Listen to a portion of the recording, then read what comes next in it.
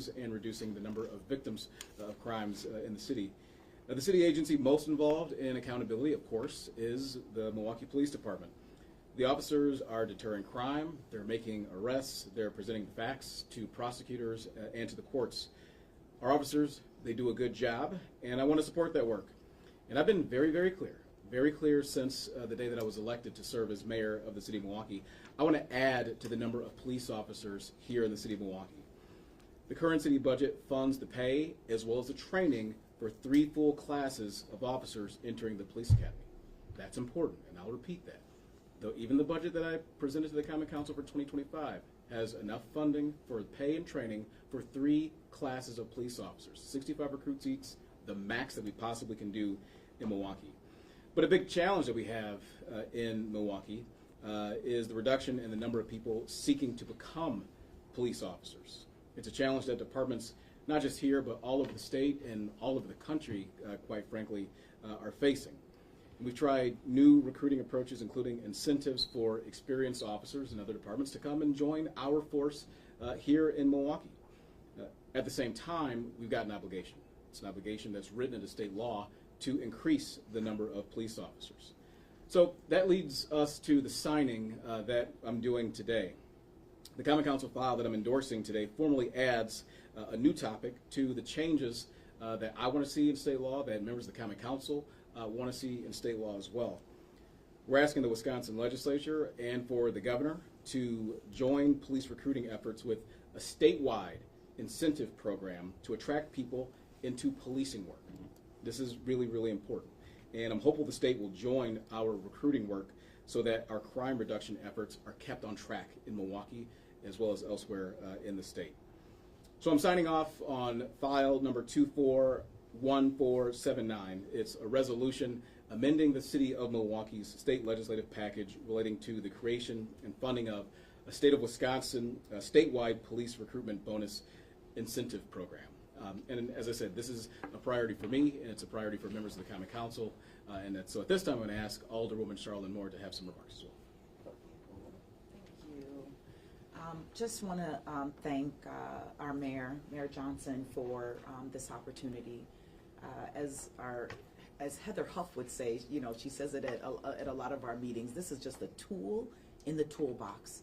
This is an opportunity to send a message statewide to our legislators to say, you know what, we need some more opportunities here in our state, which we're hoping that it'll trickle down to our city.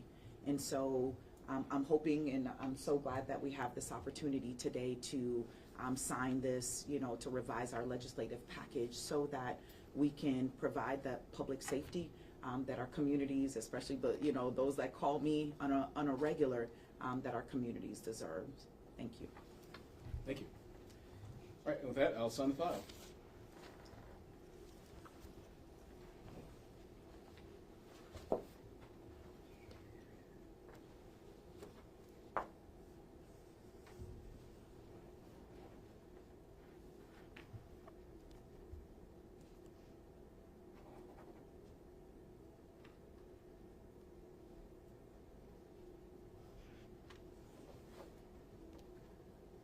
All right, state action.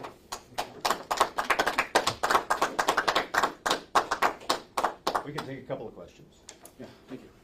All right, any questions? Yeah, Mayor, we're here for police recruitment. How critical is it to get more officers into MPD, especially now that it appears 25 will be assigned to MPS schools? Yeah, it's critically important. It's critically important that we do that. It's been important since day number 1. That's why the past number of city budgets that I've presented to the Common Council, and I'm glad that members of the Common Council have supported these efforts as well.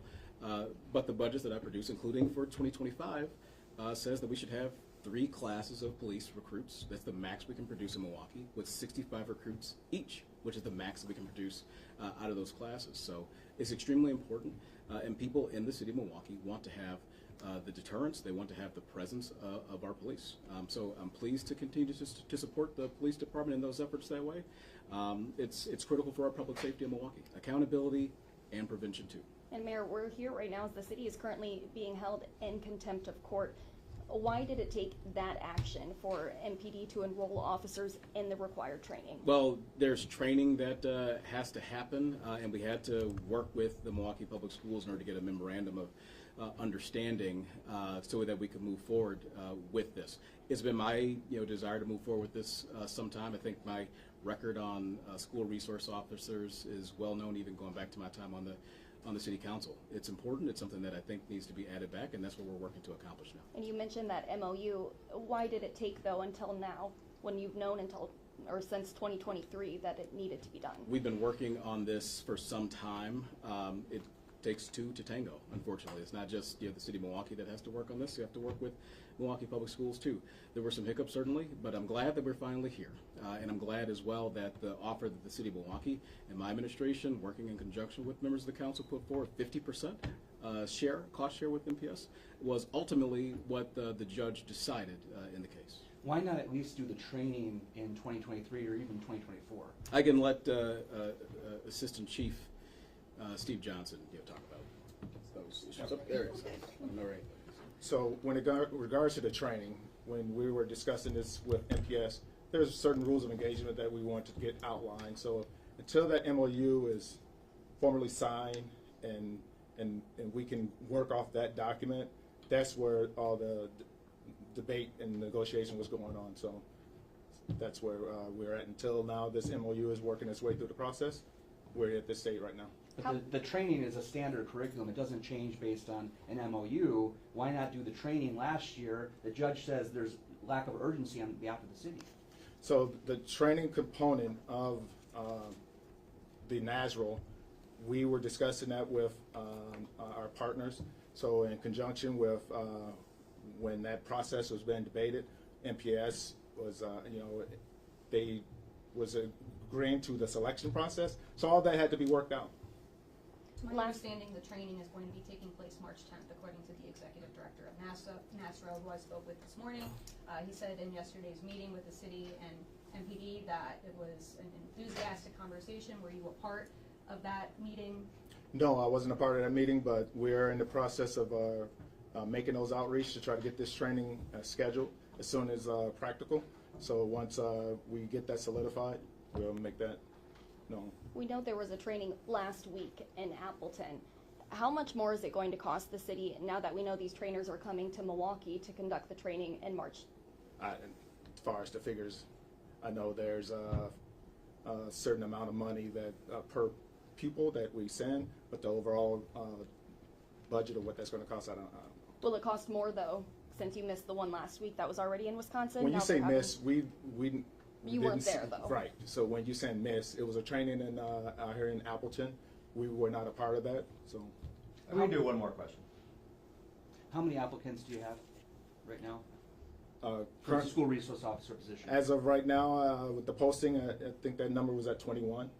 So the posting closed March 3rd. So we are in the process of to continue to accept those applications. The judge took offense with that deadline of March 3rd because he said you guys were supposed to have these officers in place with that hearing yesterday. I mean, why have the deadline for applicants be March 3rd? When we put our posting out, setting out those criteria, knowing that the process prior to that judge ruling, that the MPS was going to be a part of that selection process.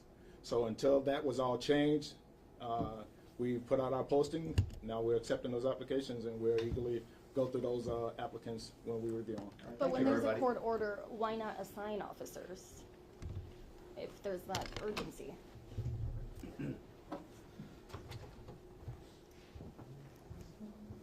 So can we go on background on some of this?